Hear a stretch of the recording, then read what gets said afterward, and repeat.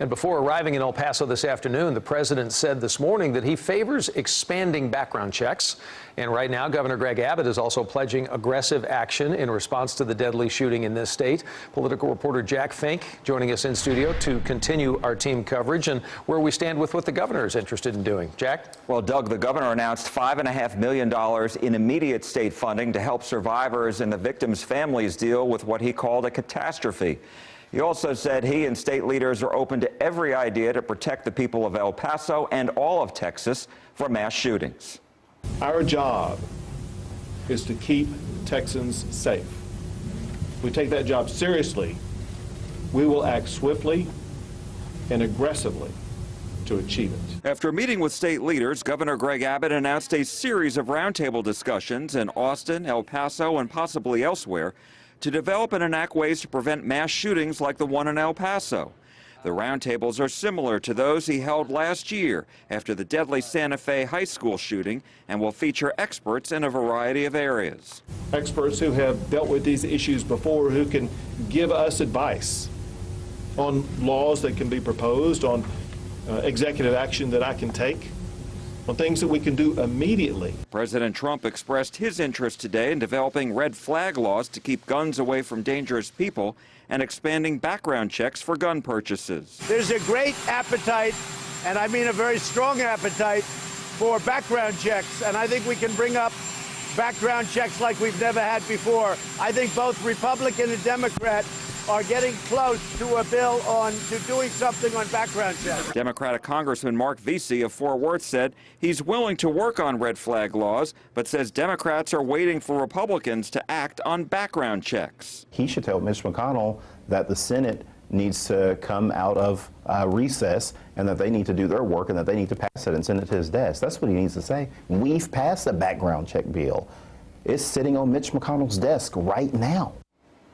And Senator John Cornyn will be in Grapevine tomorrow, and I will ask him about the House bill and whether the Senate Majority Leader will call senators back to Washington.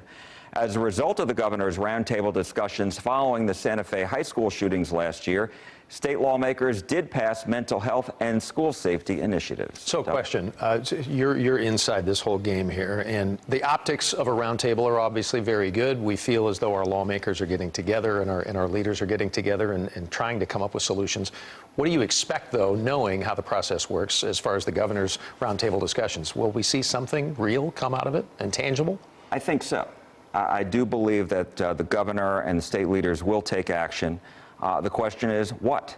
There were hearings held in the state Senate and House last year in which they discussed red flag laws, but that legislation did not pass this year, and the governor actually didn't push for it.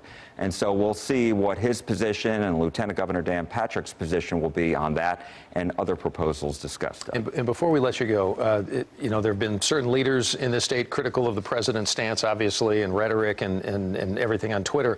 What about the Republican leadership around the state, though? Where do you see that falling as far as support for the president or any kind of deviation from supporting him? Well, the Republican leaders in Texas haven't come under heavy fire like we've seen with the president. But Governor Abbott has been criticized by some Democrats for not taking enough action on gun violence. But he was asked about this today, and he said today that elected leaders in Texas from both parties come together and work together in times like these. And so we haven't really, Democrats, when I talked to Congressman Vesey earlier today, he said, why haven't Republican leaders here in Texas and elsewhere told the president he's got to tone his rhetoric down? Mm-hmm. So we did see Senator Cruz talking to the president today. I'll be asking about their conversations tomorrow. Not only talking to the president, but if I saw correctly, Cornyn got into the Beast, the limo, with the president. So good questions for you tomorrow. Yep. What was said inside that car today? I'm going to ask. I know you will. I don't know we'll get an answer, well, but I'll ask. It's worth asking. Jack Fink, thank you so much. We'll look